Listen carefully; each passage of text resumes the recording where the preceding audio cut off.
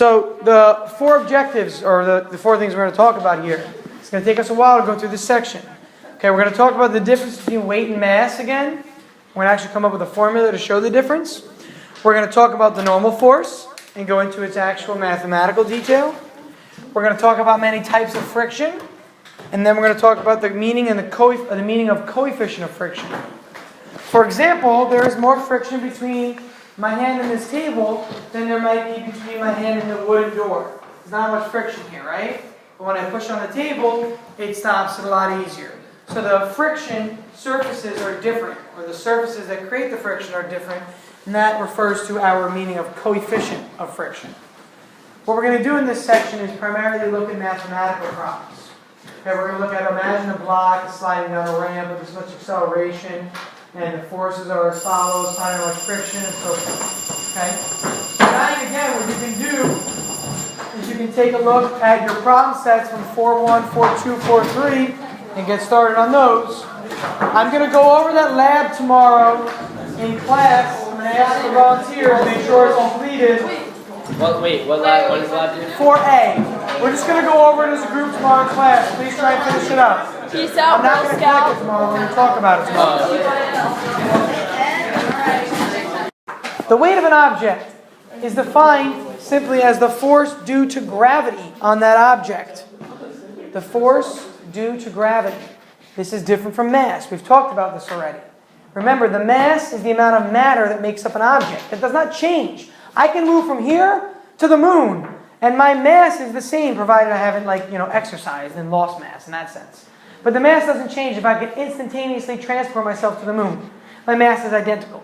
But my weight is completely different, because the weight of an object is a function of its location, because gravity changes with location.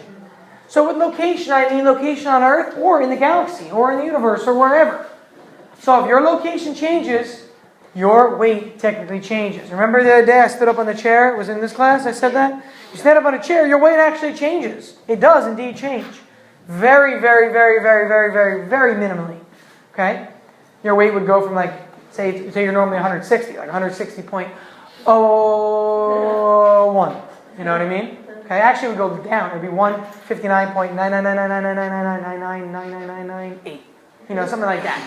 Okay, it would be such a minuscule change that it would be what's called negligible. Remember that term I've used already? Negligible. It doesn't matter.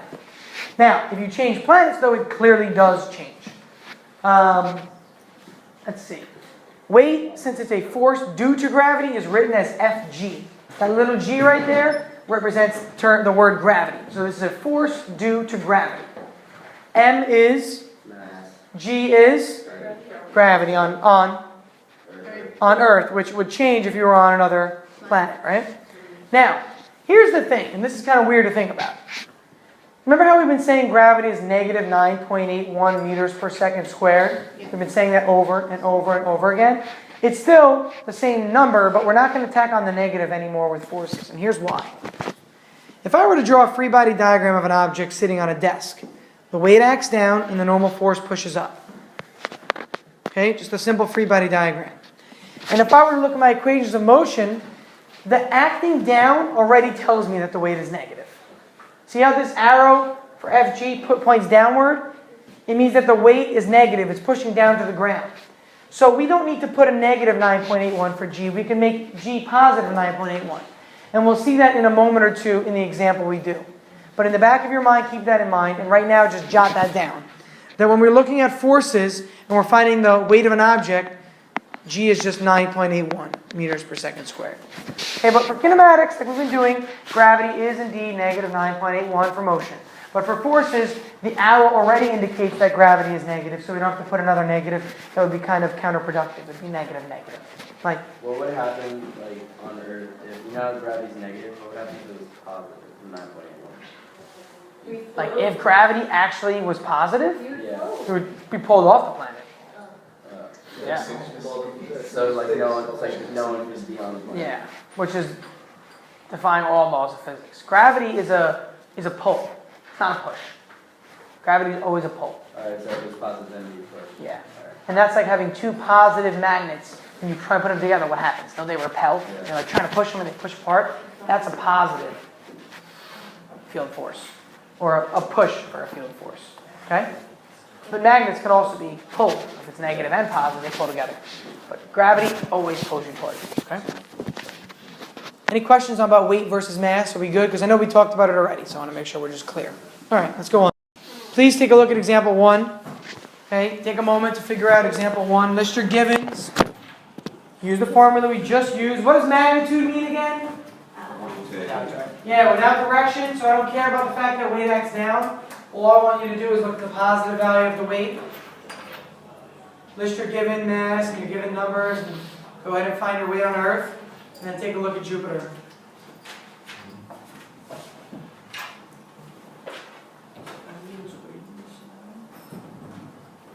Use the formula from the last slide.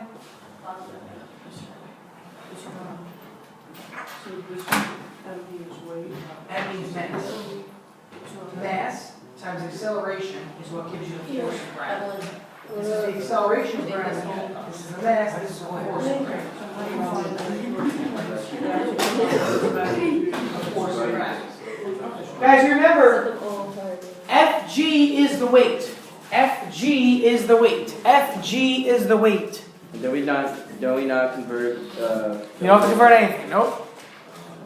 Again, use Fg equals mg, but remember, Fg is really weight. That's what force of gravity is. It's weight. Yeah, let's do 5%.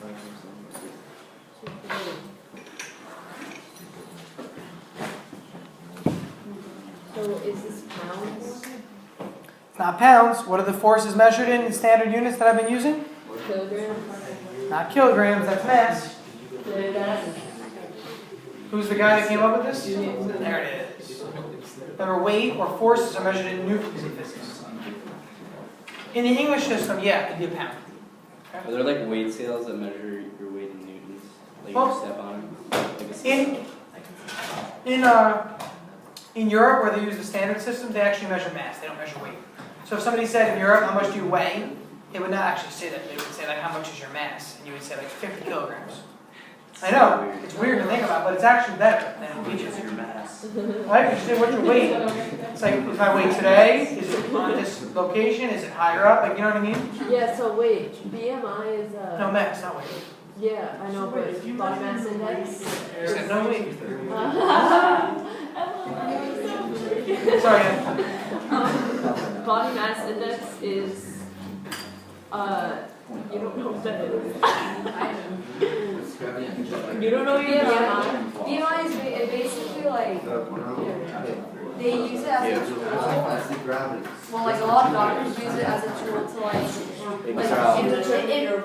yeah. But It's a ratio? But just, yeah, height to weight. Exactly, yeah, it compares you to every other person with your body type. Yeah. Everyone else is your height. It's not very accurate because one person, let's say you have two people that weigh the same. One person can have no muscle mass and be like, let's say 160 pounds.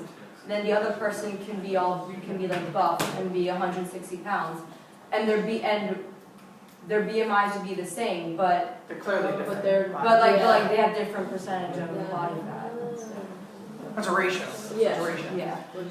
So if you want to find the weight of this object on Earth, what do? Yeah. Step me through this, come on. I got this. You have to multiply that times 9.81. What, go, step me through the process. Multiply what? 2.64. Not 2.64. We're going to Earth still. Ev, start with Earth. We'll go back to that in a minute. Start with Earth, go ahead. 9.81 times 25. Good, so we plug in our numbers. 25 kilograms times the gravitational constant on Earth, which is 9.81 meters per second squared, giving us a weight of, 245 meters. okay, I think it's a quarter, right on the end there? Yeah. All right, so that's the weight of this object on Earth. On Earth. Now, Joyce, if I want to find the weight of an object on Jupiter, what can I do for the second part? You have to multiply 2.64 times 9.81. All right, so you can go ahead and find the new gravitational constant on Jupiter. You could say, well, it's going to be 25 times, now instead of 9.81, it's 9.81 times 2.64. Because the gravitational acceleration on Jupiter is so much stronger. The acceleration is not 9.81. I think it's like 25.9 it comes out to be. Okay? 25.9? Oh, no, the acceleration only. Oh, okay. Whoops. So this is on Jupiter now. Okay, on Jupiter. The force of gravity would be 25 kilograms times its acceleration, which is 2.46 times bigger than 9.81. Okay, so that's one way to do it, absolutely. And you get an answer of?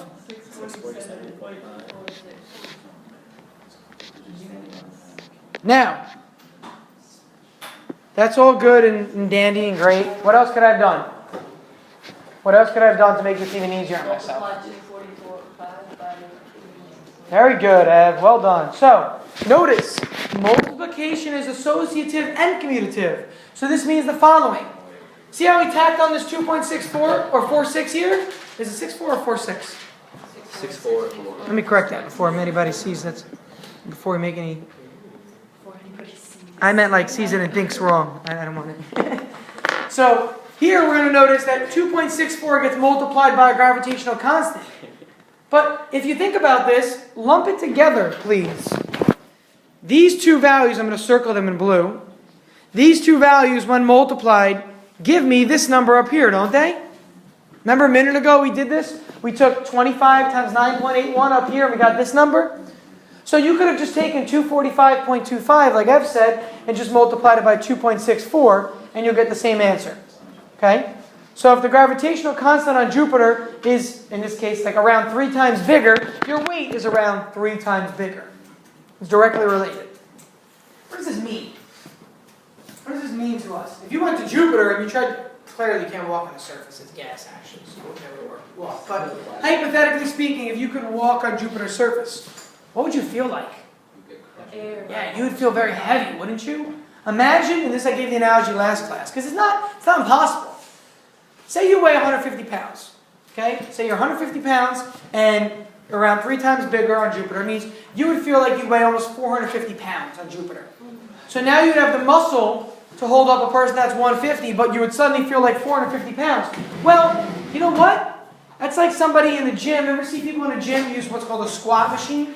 They put like a barbell on their shoulder and they start doing squats and they put the weights on the end. That's the equivalent of that. Because those people squat like 300-400 pounds. So they're squatting like twice or 3 times their weight. Now, that's pretty much, imagine walking around though every day like that. With this barbell, 300 pounds on your shoulder. Try walking around every day. That's what it would be like. So I made that analogy a long time ago, I think in this class, to Dragon Ball Z, didn't I? Yeah. Remember that? That was the idea with Goku, he trained under gravity.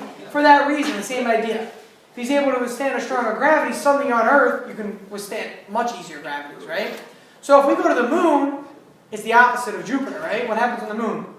Yeah, you feel much less weight. You can jump, you can float, you can jump like maybe 10 feet off the ground instead of 2 feet. Okay? So that's the idea there. All right?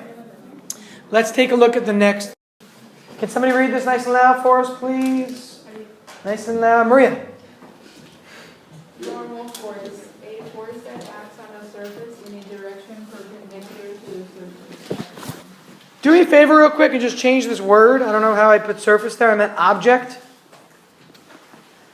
And I meant to update my notes and I forgot to, I guess. Change that to object, okay? A force that acts on an object in a direction perpendicular to the surface. To the surface.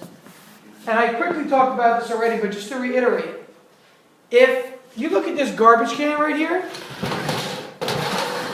and you were to look at the side wall, and I know it's tough to see, so maybe I'll just use another example. Let's use this water bottle instead. Okay? If I look at this water bottle here, and I look at the side wall, and I look at the surface, what angle is this? 90-degree angle. What if I turn it? What's the angle? What if I turn it a little more? Okay, so what do we say normal is defined as? Being perpendicular to the what? Surface. Yeah, to the surface or the plane. Okay, you can say plane also. P-L-A-N-E. You'll hear that a lot. Okay, P-L-A-N-E. If something is perpendicular to the coordinate plane, good, or the two-dimensional plane. Okay, and Starks is teaching me. That's good, coordinate plane.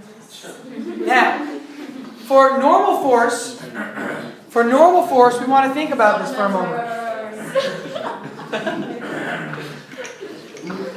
You want to think about this. The normal force is traditionally the thing that helps your weight. So imagine I'm standing here and I weigh, let's say in newtons, I don't even know what it is. Say 70 newtons is the weight of an object. That means the floor is pushing back up with 70 newtons, right? All right, so this garbage can is sitting here with a force of say 6 newtons down. The earth is pushing back up, or the floor is pushing back up with 6 newtons. What happens though when I try to lift it? But I don't lift it. I try to, but I can't. I'm lifting it a little bit, but I can't. What's happening to the normal force then? Is it adding on to yours? Kind of adding on to mine, yeah. So what's happening to its value? Does it have to do as much?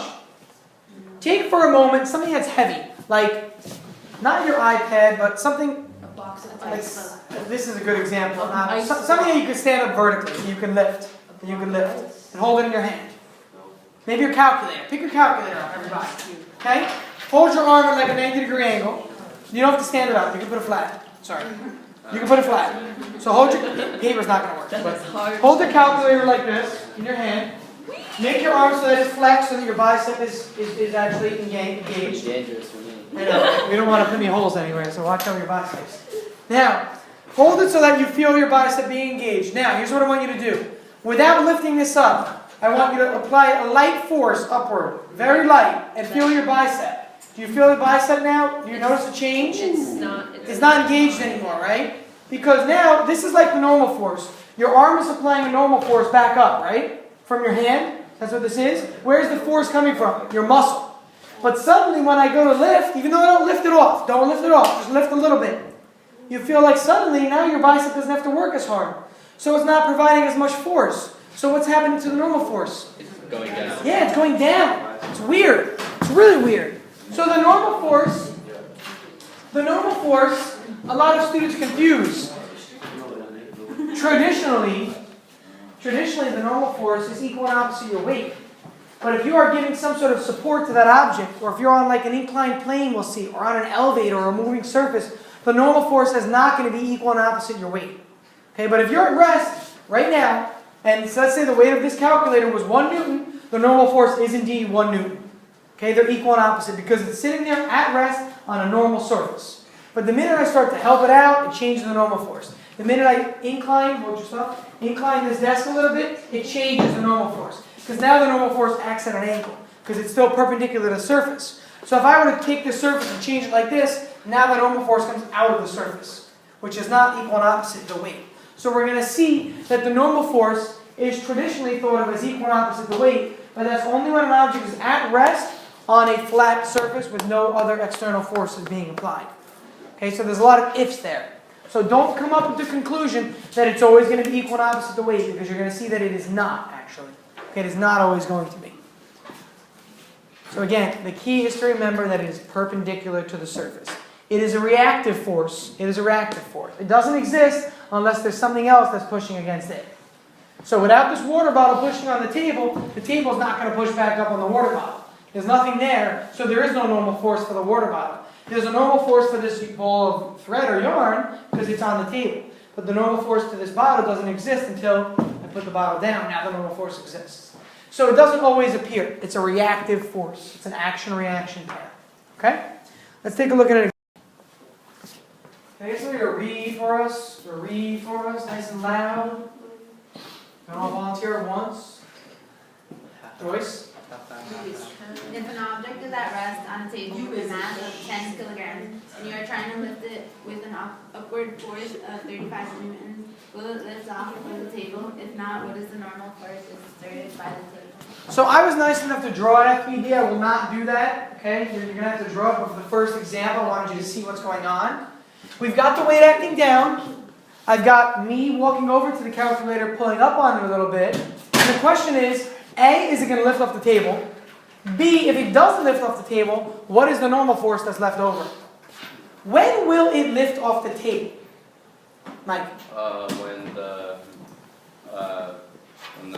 normal force is greater than 35 newtons. When it's exceeded. And that's when it exceeds something. You're right, there's some sort of exceeding limit you need to have here, for Isn't it sure. like the problems? If the weight is more pulled up. Not friction, but you guys are on the right track. Pulled up, Let's go to Nick for a second real quick. The pulling force exceeds the force of gravity down. Yeah, so you were on the right track, but you were making little mistakes there. I don't want to have any miscalculations or miscommunications. Yeah, Nick, one more time, nice and loud. If your pulling force exceeds the force of gravity. Yeah, think about it. If the weight, what's the weight of this water bottle? Say a pound in English units, a pound. If I can pull up on it with more than a pound, what's going to happen? It's going to go up. It's going to go up. If I can't exceed a pound of force, I'm not going to be able to lift this, right? Put like a 100 pound dumbbell on the ground. If you can't lift 100 pounds, you can pull on it as much as you want. Is it going to go anywhere? No, it's not. But if you can pull with more than 100 pounds, it will indeed lift off the floor. So the condition we have to look at for this problem is to say to ourselves, is FP greater than, question mark, is it greater than FG? That's the first part to answer. So we have to figure out, we have FP. What's FP? 10. No? 35. Read the problem right. Upward force of 35. So the question is, if the weight is less than 35, it'll lift off the table. But if this object weighs more than 35 newtons, we don't have enough force to lift it off the table. So go ahead and find the weight to start. What's the weight? Quickly. What's the weight? What's the weight? No calculator needed. Yeah, what's mg? 350. No. The mass is 10. 98.1. There it is, 98.1. Because 9.81 times 10. Guys, remember, do it quickly if you think about it. Watch. Fg is mg, which is 10 kilograms times 9.81 is just 98.1. That's why I said no calculator, because it's a multiple of 10. Okay? So, for this problem here, again, 10 kilograms is the mass of the object, it says in the beginning. The acceleration of gravity is 9.81 on Earth, giving us 98.1 newtons. Is it going to lift off? No, it's not. I'm pulling up with 35 newtons, it weighs 98.1. I am most definitely not able to lift it off the table. That's part one. Part two says, if not, what is the normal force? So, here's what we have to do. And some of you might know the answer just by looking, and that's fine. That's good if you do. Okay, so if you can see the answer just by looking at it, it's okay. If in the future, though, what I want you to do is write equations out. So if you see the answer, it's good. But I do want you to do what I'm showing here. Let's take a look at Newton's second law. Let's take a look at Newton's second law. What does Newton's second law state? It's the equation. If you don't remember which is which. Good. Sum of the forces, the sum of the forces, or F net, let me say, because we used F net in this class, right? F net equals ma. That's what Newton's laws tell us. Now, the object has not moved off the table. If I'm standing still, what's my acceleration? 0. So if the object doesn't move off the table, what can I put for ma? 0. Because it's in what state? A state of? Equilibrium or rest. That's fine. Either word is good. A state of equilibrium. So because it's in a state of equilibrium and it's not lifting off the table, we could say that F net is really 0. But what the heck is F net? We did this the other day. We looked at F net in the X, F net in the Y direction. We did this whole thing with the resultant. But now we only have what direction? Which direction are we looking in here? Yeah, vertical or Y. The Y direction or the vertical direction. So what is F net in this case? What are the sum of the forces in the Y direction? What's acting down? Gravity. So we say negative Fg. Remember how before I said don't worry about the negative for the 9.81? Because the arrow down is going to give us the negative? There's the negative right there. Okay, you don't have to make gravity negative 9.81 because it's a force acting down. It's already got a negative sign. What's acting up? Fn is acting up, the normal force. And Fp. So those both get what kind of signs? Because they're acting up. And that's the whole equation for this. We know Fp. We know Fg. What can we solve for? 0 or negative. Solve for Fn, the third missing variable. So move Fg over. How do you move Fg over to the other side? Add it.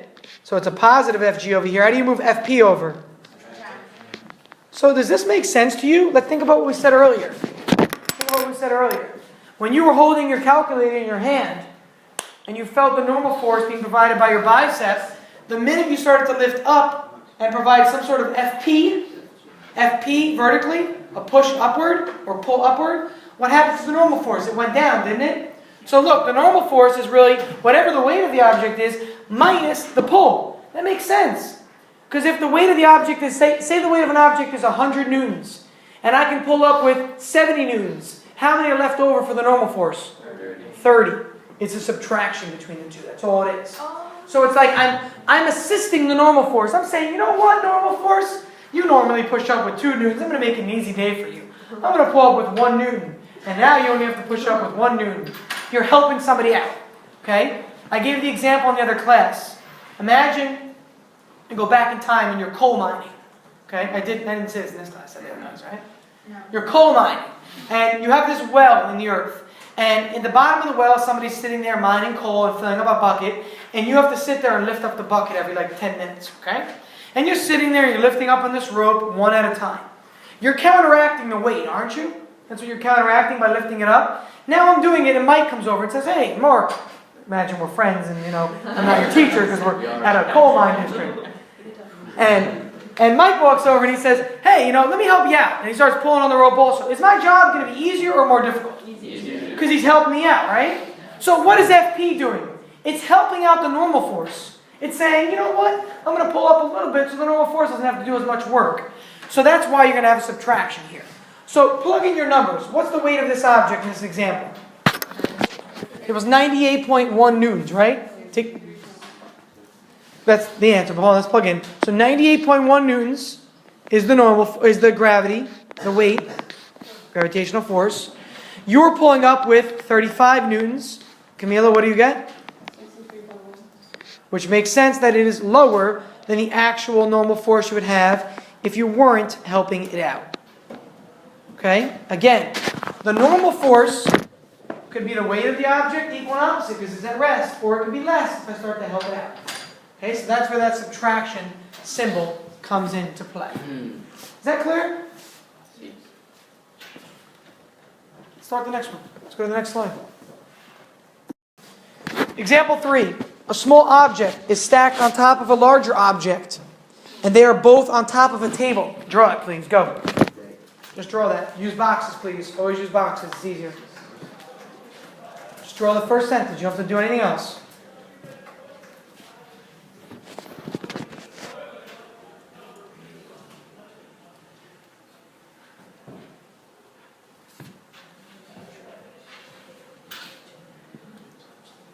Okay, so I'm sure everybody at this point just has 2 boxes stacked on top of each other, one of which is bigger than the other. Okay, that's your diagram to start. Now, it says, if the masses are 5 and 15, what is the normal force acting on each object? So let's label them, please, real quick, because it's not a free body diagram, it's just a diagram.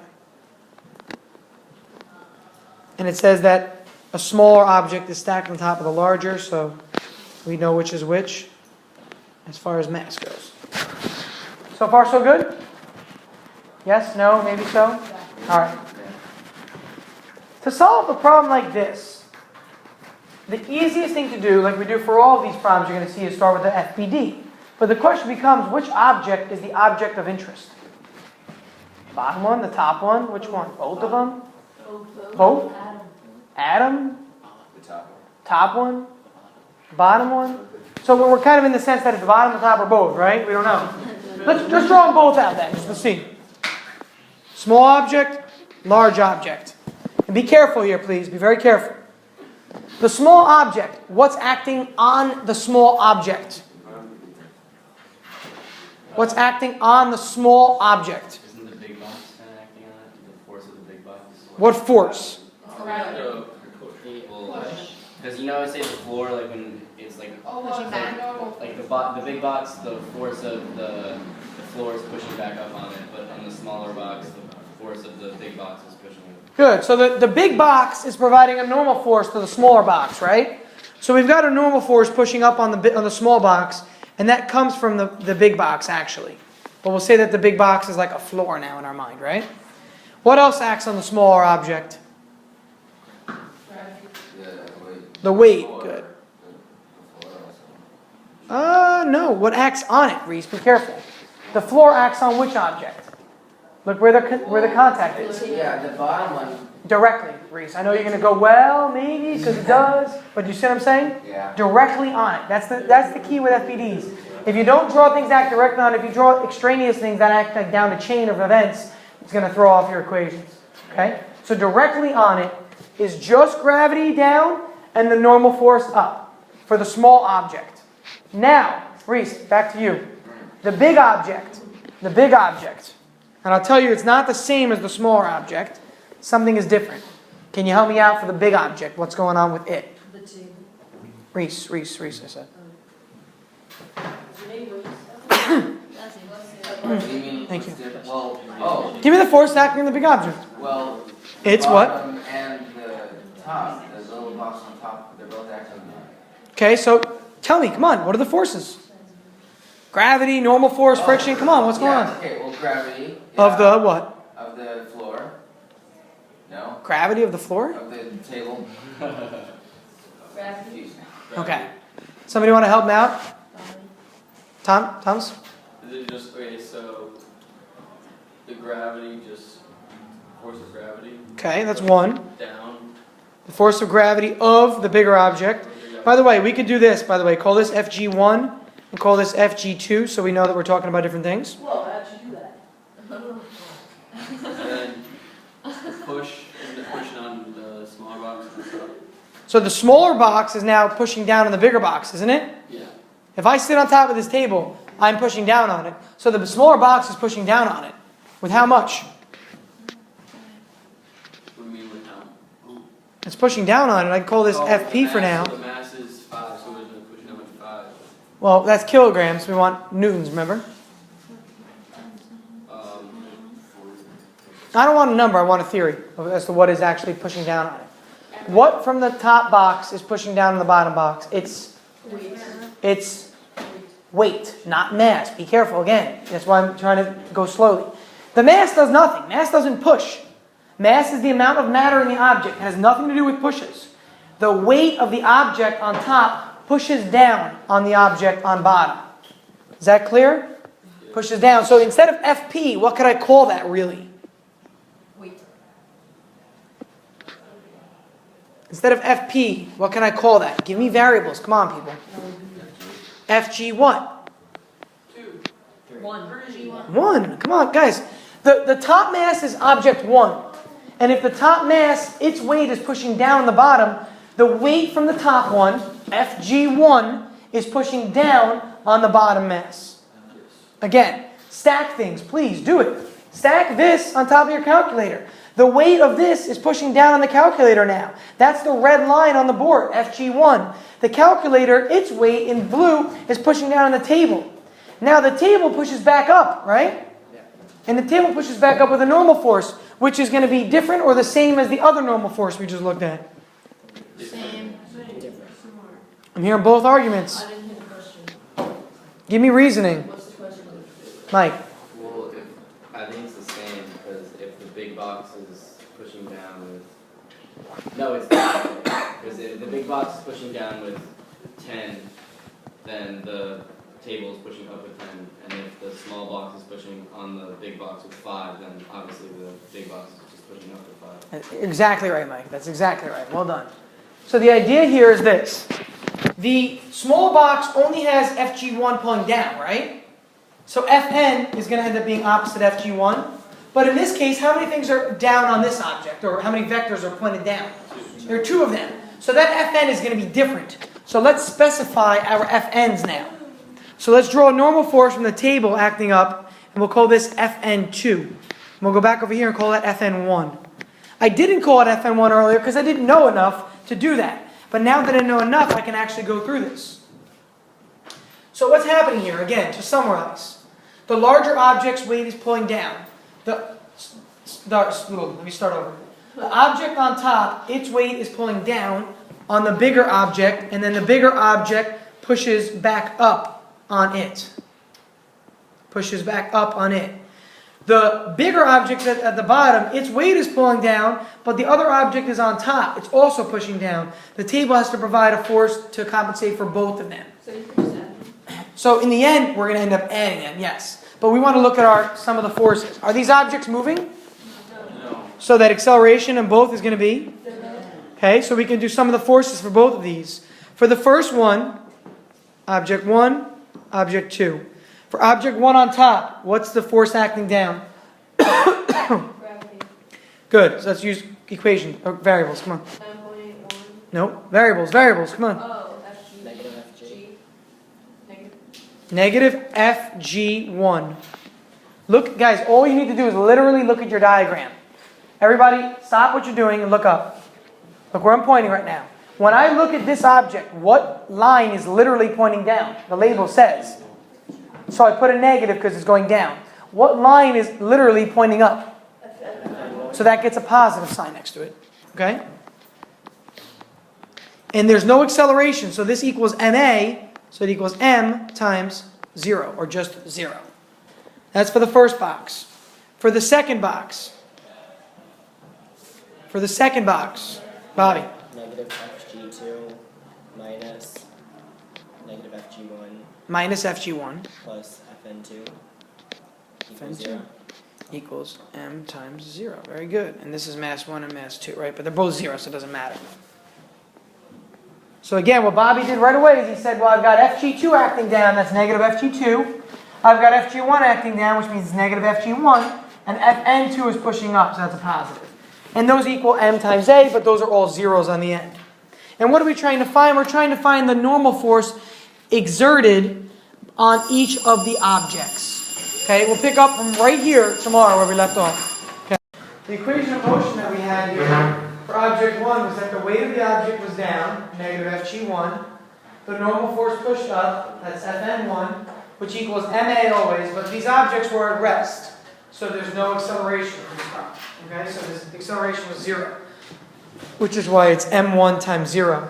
For object 2, though, we'll notice that not only do we have the weight of the object acting down and the normal force acting up in the table, but there's also the small object on top of it, and its weight is acting down on it. So take a look here at the desk. Imagine the tissue box is the big box, and this is like the smaller object. The force is acting on this bigger object by the weight of the smaller object, the actual weight of the big object, and the normal force. So there's 3 forces here for this one. Whereas just this alone, all that's acting on this is its weight down and normal force back up. There's nothing on top of it sitting there. Okay? So the minute I remove this, now the big box is pretty much the same as the little box was. But we know that it is here, so there is a force pushing down, and that's Fg1 pushing down from the top. Okay? Now, at this point in time, we want to take a look and see what we know. What can we solve for? The problem said to find the normal force acting on each object, and clearly they're different. We designated one as Fn1 and one as Fn2. So which of these two could we figure out? We know the mass, remember. We know the mass. The small mass is 5, the large mass is 15, both kilograms. What else could we figure out? Because these equations right here aren't going to help us yet until we substitute some things in for them. So what could I rewrite these equations as, or how could I substitute in for them? Whoa, I've never seen that before. We're going to use 9.81 for sure. We are. Yes? Smith? You do like Fn equals m times acceleration is still 0. So just 0 here, good. Plus force of gravity. Yeah, so we could solve for Fn in both cases. That's what you're saying pretty much. And we should do that. So let's take a look at the first case now. Let's take a look at the first case. So for the first object, let's move this over here by adding it. And we'll get Fn equals, this is 0, so it drops off. It's just 0 plus Fg1. Whoa. Give it a sec, give it a sec. We're good. Okay, we're back. Now, what you'll notice is this makes sense for a moment. Okay, this makes sense. The second part is going to be the more difficult part. This tells us that the normal force is equal and opposite the weight of the smaller object, which makes sense, because again, look, the smaller object is sitting on the bigger object. The normal force has to push back up. With how much force? Whatever the weight of this object is. So whatever the weight of this object is how much the other box is going to push back up. So Fn, let's just say Fn1. So Fn1 is equal to the actual weight of the smaller object on top. Because that's what's pushing down the bigger object. So what do we get here? What is the definition of Fg? What can I replace the weight with? What's the formula we looked at yesterday, Nick? Mass times gravity. Good. M times G. Now it's the first mass times gravity, so I'm going to say M1, just for this case. What was the mass of the first, bless you, or yawn that is? What is the, that's all right. What is the mass of the first object? What is the mass of the first object, Mike? Yeah, it was 5 kilograms. So the normal force for the first scenario is simply going to be 5 kilograms times 9.81 meters per second squared. F? Yeah. You okay? All right. When we multiply these two numbers, we're going to get 49.05 newtons. Again, this is the weight. This is the weight of the smaller object. Remember, the mass of the smaller object is 5 kilograms, but this is the weight. And it turns out that it's the same as the normal force. 5 kilograms was given in the problem. The smaller. It wasn't on the first, like on the first step of the equation when it says Fn1 equals Fg1. It was not. And then we plugged in for Fg1 with m1 times g. Remember the definition of the weight is mg. Remember last class we talked about that? So just keep that in the back of your mind, that the weight is always equal to mg. Okay? So we substitute mg in there, and then we plug in the 5 and the 9.81. So again, it's equal and opposite. But now, we have to look at the second object. The second object is the more complex one. Because not only is the big object sitting on the table, but there's another object on top of it. Okay, so something's going to be different for sure. There's going to be some sort of change here. So let's take a look at our second equation here. Our second equation. We're going to look at the second equation of motion. The second equation of motion. And you see in the top left corner, you have that little pointer finger, top left corner. The blue? Uh-huh. Yeah, the little blue finger. You're probably moving. Yeah, but I don't know. It's never duplicated slides like that. That's why I wasn't sure of. Like, see this? It duplicated the slide behind it for some reason. It's never done that. It's another slide. It's the same exact thing. It duplicated. So anyhow, let's take a look again at the second object's motion right here. Okay, let's take a look at that equation. I'm going to rewrite it down here.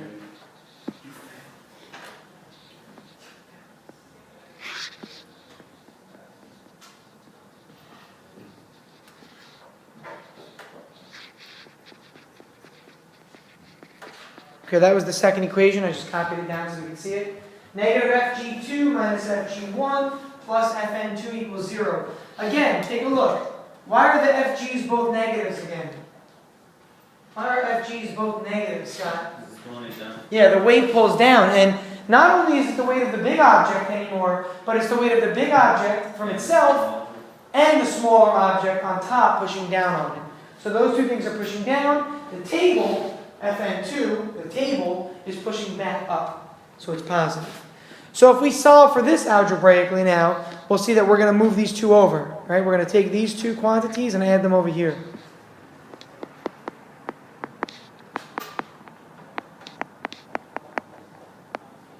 And this makes sense logically. A minute ago we said that the normal force acting on the small object was just equal to its weight. Now the normal force that acts on both objects is equal to the sum of their weights. Like this table here has to not only supply enough force to hold up the tissue box, but it also has to supply enough force to hold up the tissue box plus the smaller box on top of it. Again, by itself, it only holds up the big tissue box, but then it holds up the big tissue box and the smaller box on top of it. So it's going to be the sum of the weights. The table is pushing up with the sum of those two weights. So let's put those together. But that would still be 0, right? The equation equaled 0 up here, Scott, right up here because there was no acceleration. It was m times a, which was 0, but then I moved these two over by adding them over here. But would it there would still be 0, or not 0, but they're balanced? It would be balanced, yes, and that's what we're going to say right now. So let's take a look. Okay? We can add together the two weights of the boxes. Again, the weight of the second object plus the weight of the first object will give us the normal force, and yes, they will be balanced in a state of equilibrium. Mike? How'd you get M2G and M1G from Fg2? Camille, answer that question because you asked that one a minute ago. Help out Mike. Ask her, Mike. Mm-hmm. Because the force is equal to the mass of the object, the weight is equal to the mass of the object. Times. Gravity. This is our definition, Mike, from last class. The weight of an object equals its mass times the gravitational constant. So the weight of object 2 is mass 2 times gravity. The weight of object 1 is mass 1 times gravity. Okay? Listen to each other, guys. Don't forget. So the weight of the first object we had, that was what, 49.05? 49.05? That's that part right there. What does the weight of the bigger object turn out to be? What's 15 times 9.81 give us? 147. 147.15. Good. So together it looks like we have 196.2. Okay, together we have 196.2. And again, to summarize, the table has to give a normal force that is equal to the sum of both objects, which makes sense. Think about a person standing on your shoulder. You have to push back up with whatever their weight of their body is to hold them on your shoulders. But if they're holding a base, or a base is not heavy, if they're holding a dumbbell and they're sitting on your shoulders, now you're holding up the weight of the person and the dumbbell, right? Both things at the same time. Same example as this. Okay, it's no different. Stacking books on top of each other. Take a book and put it on the desk. The desk has to hold up the one book. Take another book, put it on top of it. Now the desk has to hold up the sum of both books' weights. That's what we're seeing here when we add together FG2 and FG1. So Alana, since you asked that, would you actually have to go through all those equations if we just add both weights together? If you know like as far as this, you would not be given this easy of a question on a test, to be honest. If you were given a question like this, I might say conceptually, what would you do? And you could say, I would add together both of the weights, and that would be equal and opposite the normal force. This would be too easy for a test question for the math mode. Okay? Nick? True for like stationary objects, right? Absolutely right. Absolutely, Nick. And we're going to talk in a minute. I'm going to do, for those that were here this morning for extra help, I'm going to go through the elevator example real quick because it really was good. I did it in the other class and everybody was like, wow, that makes sense. We did an example today at office hours. A few people were there this morning. That was really a good example of an elevator in motion and how it works. So I'm going to introduce that example, but not yet, after the next one we do. Okay, but yeah, Nick, you're right. Only for a stationary object here, or an object in equilibrium, we could say. In equilibrium. All right, let's take a look at example 4. Look at example 4. A force of 100 newtons is applied to a box that's currently at rest on a table in the upward direction. So, right away, please visualize. Here's the box, right? Here's me applying an upward force on the box of 100 newtons. It says it's currently at rest, so I don't know what's happening. I tell you then that the mass of the box is 8 kilograms. Will the box move off the table? So pretty much, am I pulling up with enough force to overcome the weight of the box? So is my 100 newtons more than the weight of this object? If it is, then it will lift off the table. Right? Again, if I pull up with more force than the weight of the object, it lifts off. Okay? That's if so. If so, what is the acceleration that it moves with? If not, if I don't pull up with enough force, I can't lift this. What's the normal force that's left over? And we did example 2 that was similar to this as well. Example 2 with the 35 kilogram or 35 Newton force. So let's start again by drawing a free body diagram. Okay, free body diagram. What do we have for this one? Wait, I have a question. What's up? I'm confused on, there's no formula for finding the normal force? It changes every problem. Every problem, it's a function of what happens. Okay. So there is a formula. You know where the formula is? It's in your free body diagram. Okay? It's always going to come from that every time. Okay. It's a good question. Okay? There's no actual formula for normal force. There isn't. Because it will change depending on the scenario. Okay? The scenario changes every time. So let's draw a free body diagram here. What's pulling up on the object? 100 newtons. So we'll call that FP. What's pulling down on the object? Gravity. FG. Now there might be a normal force in this problem, right? Possibly. And we did this last time also. So for now I'm going to draw it in here. But I'm going to write Fn equals, I'm going to put a question mark. Because there may or may not be a normal force in this problem. If the object lifts off the table, there cannot be a normal force. A normal force cannot exist if an object is floating. Okay, again, this object is off the table, there's no normal force anymore. It's not there. It's just me pulling up and me pulling down. The minute it's on the table, though, there is normal force. So for this problem, we have to start by saying to ourselves, is there going to be a normal force? So we need to really say to ourselves, what is the weight of the object? Is the 100 newtons enough to overcome the weight? So who did the weight?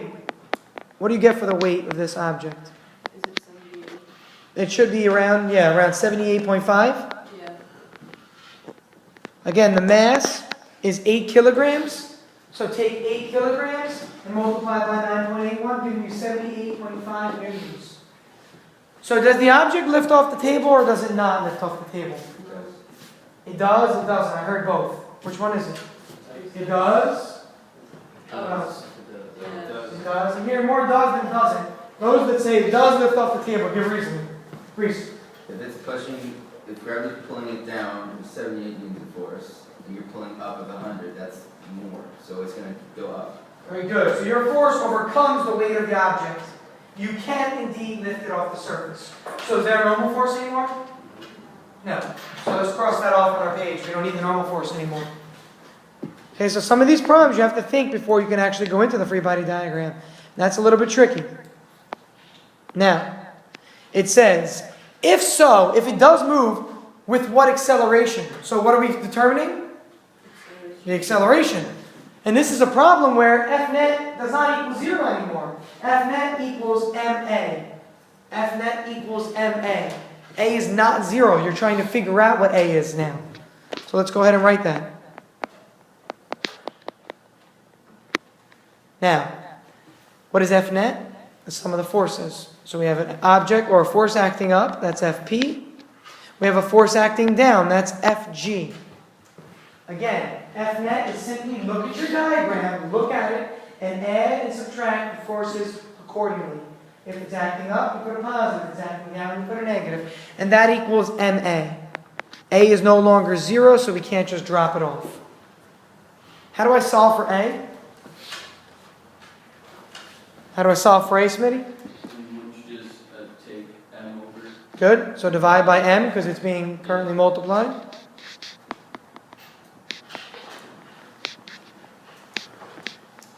Okay, so the acceleration in this problem is actually the difference between the applied force, the gravitational force, all over the actual mass. But we know those numbers, don't we?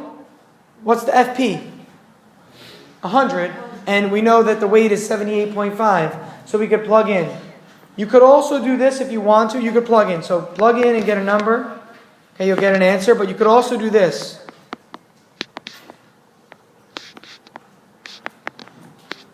And then simplify this even further.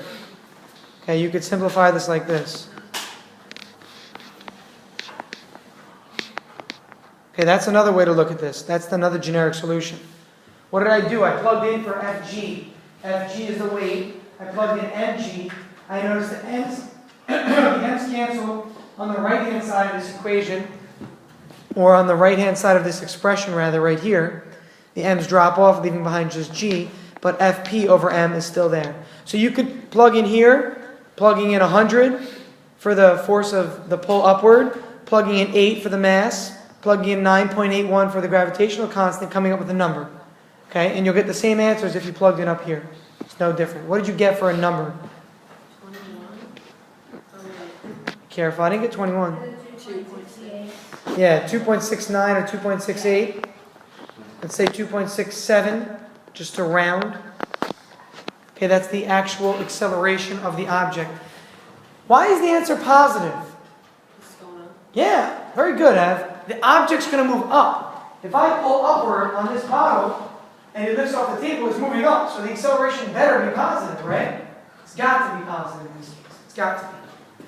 Okay, if you plug in at the bottom equation, you'll get the same answer. I'm not going to go into much about the significance of the bottom equation just yet. I'd rather look at the elevator problem to make more sense about significance. Elliot? When someone talks about like kilograms of force, is there a way to convert newtons into like kilograms of force or something? Okay, so be careful. You can't say kilograms of force. Kilograms of mass. So if you're given a force and you're told, you weigh 400 newtons, okay? and you want to find out the mass of the object, you can figure out the mass of the object by dividing by gravity. But like when something says like it has like, it can handle like 200 pounds of force, that's what it's saying? Yeah, so 200, well, pounds is force. So Yeah. if it says that an object can handle 200 pounds of force, that's how much of a force it can handle before it breaks. Okay. So you're talking about like machinery and stuff, right? Yeah. Yeah. When they tell you how many pounds of force. Now be careful though, because like tires, it's a pressure, it's not a force. It's PSI, pounds per square inch. So that's a little bit different. And we'll talk about pressure later in the year when we talk about fluids. So we will get to that though, okay?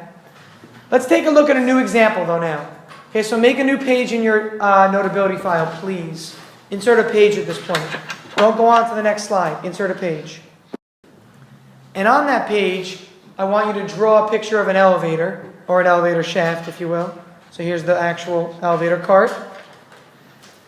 All right, we'll say that there's a person standing in the elevator cart. And the elevator cart is accelerating upward with an acceleration of 3 meters per second squared. Okay, accelerating upward with an acceleration of 3 meters per second squared. Tell me please in words, how does it feel on an elevator when you're moving up as opposed to moving down? What does it feel like when you're in those motions? Well, when it starts moving up, you feel like weightless. Oh, down. Yeah, remember when it moves down, it's kind of like when you float. When the elevator moves down up from under your feet, you're kind of like, whoa. When it moves up though, you I feel feel, like pressure. yeah, the opposite. You feel heavier. You feel the stress on your legs. When the elevator moves up, you feel that sudden force that's extra on your legs. So you feel like you're heavier. But when the elevator moves down, you feel like you're lighter. Let's keep that in the back of our mind. So here it's moving up. So you're going to feel heavier, right? Now, let's say that there's a scale on this elevator. Okay, the person is standing on that scale. And we are trying to figure out what the scale would read. Who remembers what I talked about last class or the other class? What is a scale really a measurement of? A scale measures what really? Pressure. Not pressure. Weight on a certain place. Height, gravity. Well, those things are involved, yes, but It's in a certain place. Isn't it mass? not, the scale's not measuring your mass. Oh, that was your. It measures how much gravity is pushing down on you. Okay, How much you're kind of. In a certain Kind of. place. With your stationary, that is absolutely true. But if you're moving, it's now measuring something else also. Wait, I have a question. Magnitude. Gravity, acceleration of gravity. When I step on a scale, I'm pushing down the scale with, let's say, 180 pounds of force, or whatever it is. Okay? What does the scale push back up with? 180. So it's measuring the what? Equilibrium. What is it? The normal force. The normal force. So you should write that down if you don't know that. A scale measures the normal force, really. That's what a scale does. There can be another question on this. Okay? So when you step on a scale, it's telling you what the normal force is being provided back with. I don't know, Spinny, to answer your question. Oh, okay. So this scale is really saying, let's figure out what the normal force is in the problem. Okay, that's what we're trying to find out. So if a problem asks you to find out what the scale would read on an elevator, it's saying, find the normal force. That's what we're going to do here. So let's draw a free body diagram of our object or our person. Acting down is the weight of the person. Acting up is the normal force. That's it. That's all that's happening. There's no push in this problem. Last class, people were like, well, the elevator's moving, so it's pushing you. And you could say, I get the idea of it, but the acceleration is taking into account the elevator's motion already. The acceleration of the elevator is what's going to take into account that portion, not a force. Okay, so that's it. Those are the only forces acting directly on the person. Okay? Yes? All right, so let's go ahead and write our equation of motion. Newton's second law tells me to write what? Newton's second law tells me to write F net equals Mn. That's my general starting point. Then in place of F net, I simply put all the forces that are acting on this. So what takes the place of F net? What takes the place of F net? Smitty. Minus Fn. Negative Fg. Plus Fn. Why is it plus Fn? Why'd you correct yourself? Because the natural's going up. Yeah, the natural or normal force is going up. Okay? So that's my general equation right now. Everybody see that so far? That's my general equation. What are we trying to find again? The scale reading, which is what? The normal force. So let's solve for normal force. Let's go ahead and solve for normal force here.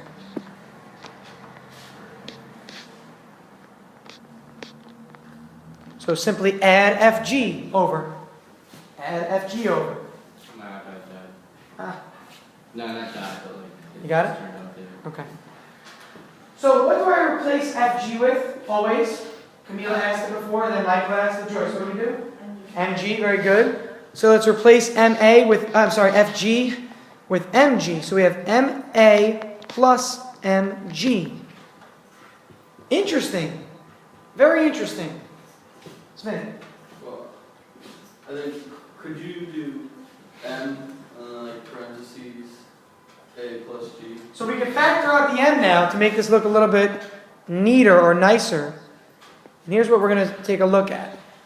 Really, our solution could look like this generically. Like that. That's what we could write, and that's a solution we want to look at. And this is really incredible to think about this equation. Here's what it means. Well, first of all, before I get into the last equation, let's look at the previous one to make sense of it. This is what? Again, the weight of the object, right? So the normal force usually measures the weight of the object, but because we're moving, there's some additional measurement it's going to measure. Okay? Now, if I move down and look here now, take a look. If acceleration did not exist, if there was no acceleration, that means acceleration would be 0, right? And you would kind of cover this up right here. It would be 0. So this would be a 0, so it would just be m times g. It wouldn't matter. So again, if you're not moving, the normal force is equal to your weight. Again, if I'm not moving, this would be 0. It would not be there. So if you're not moving, normal force is just mg, the weight. But we are moving. And we're moving up, so we feel like we weigh more. That was the statement in the beginning. Your legs feel like they're handling more when the elevator accelerates and pushes you up. So you have to add on to that. And that's why this is going to be a plus ma here. That's why this is plus ma right here, really. Okay, we're not really ignoring that ma there. Again, we're not really ignoring that ma. Okay, so we got to get rid of that cross off that we put. Now let's take a look at the next part down here. If I look at this problem, what was the acceleration? 3. And what's g? So really we're taking 9.81, and instead of just multiplying 9.81 times the mass, we're taking 9.81 and we're adding what to it? Giving us 12.81 as our new acceleration in a sense. What if acceleration had been negative? What if we had been moving down the elevator? What if I had been moving down the elevator? What would it do to that quantity there? It would make it, instead of larger, instead it would make it smaller. So again, this, what does this turn out to be? What do we get for a number? 3 plus 9.81, which is 12.81, times the mass, which, did I give you the mass? No. Say the mass is 10. I don't care what it is. Say it's 10 for now. 128. All right. 128.1 newtons. Ev, tell me what is... Oh, actually, I can tell you. Now you don't have to calculate it. The actual mass or the weight of the person is really 98.1 newtons. Okay, again, the mass of the person is 10. So the actual weight of the person is really 98.1. But what do they feel like they weigh? They feel like they weigh 128.1 because you're getting pushed up like that. But if the acceleration had been negative 3 instead of positive 3, oh. If acceleration had been negative 3 instead of positive 3, what would this have become?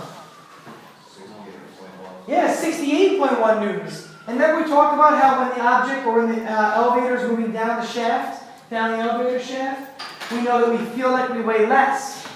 So if the acceleration were negative, that means that this A value is now negative right here, which is what causes you to feel like you weigh less. The normal force would actually read around 68.1. How would you feel like you're weightless?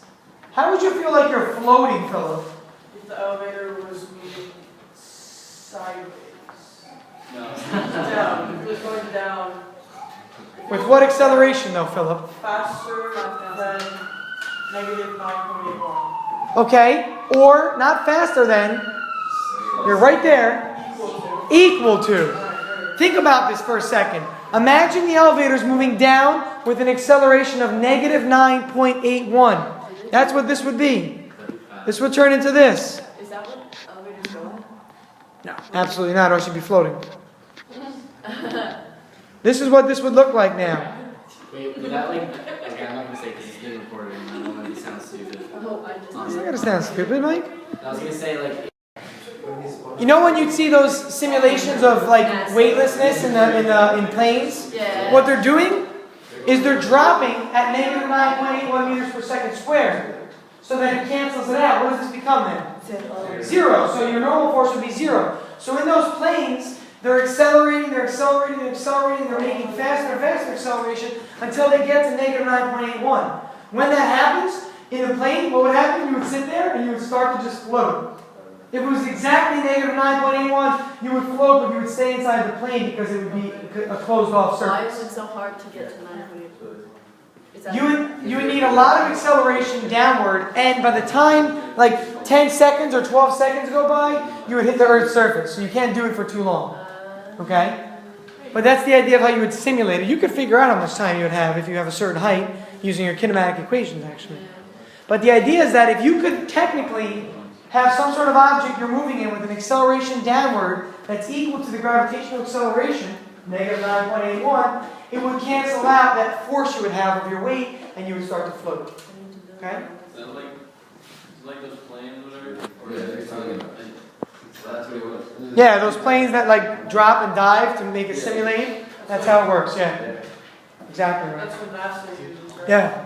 NASA also uses centripetal motion, like circular motion to do this as well. And we'll talk more about that a little later in the Sign year. us up for that, for one of those things. We should go on a field trip. Sign us up for that? Somebody said that. They were like, so can't we just go on a field trip to do that? I was like, yeah, we could. I was like, who's going to pay for it? So, we'll buy a plane? Free fall? I've never been. An anti-gravity simulator? There's one in DC. Yeah, but they're not things that like most people could just be like, hey, can I take a ride?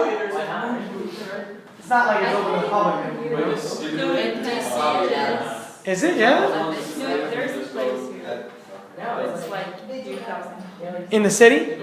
Where they do that? Have you seen it or heard of it? Is that why? I saw a bit of it. I'll look it up and see. I don't know. I've never heard of it. That's cool. Alright, so here's what's happening now. Friction, we want to talk about next. And friction is a reaction force. Okay, it's a reaction force that opposes the applied force. And it's called FF. Okay?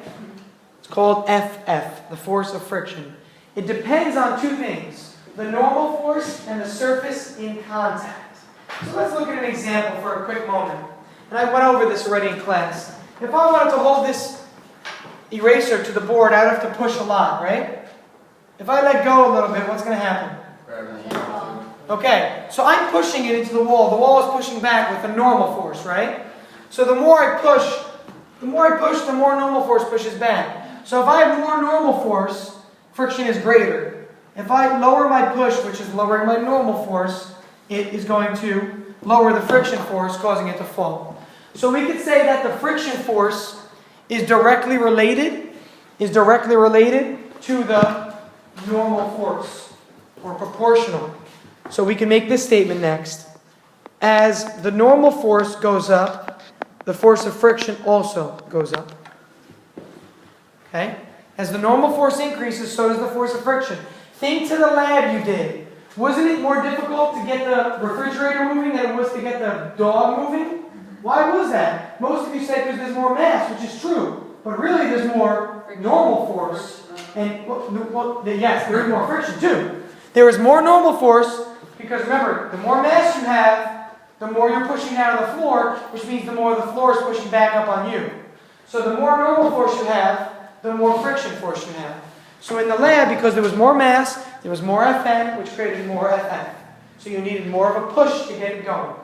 Okay, so those are directly related. Directly related. Now, next. So that's one part. That's depending on the normal force. Now let's talk about the surfaces in contact. If I pull this desk, or I don't want to use this as an example because the chair's on wheels here. If I pull this garbage can across the floor, And then I take the same garbage can and walk to a room that has carpet, and I go to pull it across the floor. Is it going to move as easily? No. Why? More friction. Yeah, more friction in the carpet, right? So we could say that the contact between the surfaces has a really big effect on it. What we call that is what's called the coefficient of friction.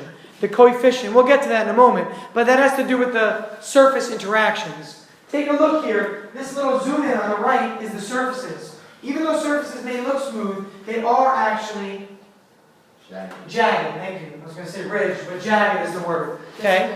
They're jagged. Yeah, this floor is very jagged. If you took a microscope and you were able to take a chunk of the floor and look at a profile of the top layer, you would see all these like sharp edges from the floor. Even though you don't see it, obviously, because we're looking at a macroscopic level. What about plastic?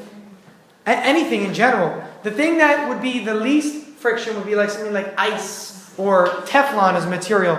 Ever put those little things under your couches if you want to slide a couch? Yeah. Ever move furniture? You put these little, they're plastic almost, and they're white. You can get the ones that are like a felt. Yeah. The felt is like the little white felt, but Teflon is actually like a plastic. It's a synthetic. You put it on the corners, and it slides nice and easily. I'll try and bring in a sample of Teflon so you can see what I mean. When The pans, like, are they pans? Yeah, the Teflons, the non-stick pans, very low friction. They're made of Teflon. Here's a simple example.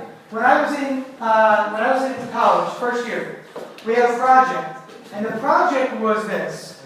We learned all about mechanical engineering and chemical and electrical, and we had to do all of them combined. So we had to build a car, and the car, this part doesn't matter, but the car ran on lemon juice. It converted chemical energy into electrical energy. And then we had some sort of a wheel that turned it, and it moved, and it had to traverse through a maze.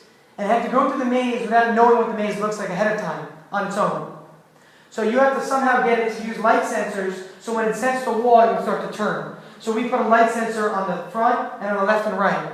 And when it got to a corner, it went very slowly. When it got to a corner, it would sense a wall here and a wall here. When it sensed a wall on the left and the front, it would tell it to turn right. But the problem we were having was when it would turn, the tires had too much friction in the floor. We had 2 tires in the back and 2 tires in the front, and the way to turn it, we would cause the left wheel to spin faster, and it would cause it to kind of like turn out like that. And whenever the program sensed the wall on the left and front, it would start turning the left wheel quicker with torque, and it would cause it to turn like that. But the problem we had was there was too much friction in the front wheels. So we took off the front wheels and replaced it with a peg in the middle, like a tricycle. And on the bottom of the peg, we put a little peg or a little Teflon. It was a circular plastic piece of Teflon. So every time it turned, instead of catching the wheel, because the wheel was made of rubber, it couldn't really turn well, it would just slide, and it would glide across. And it would glide every single time. So this was the way we took physics and the knowledge we have of friction and introduced it into engineering. And we were the only group to do it, and we were the only group to actually make it through the maze the whole way. It's pretty cool, yeah, we were very happy about that. That was one of the few, thank you. That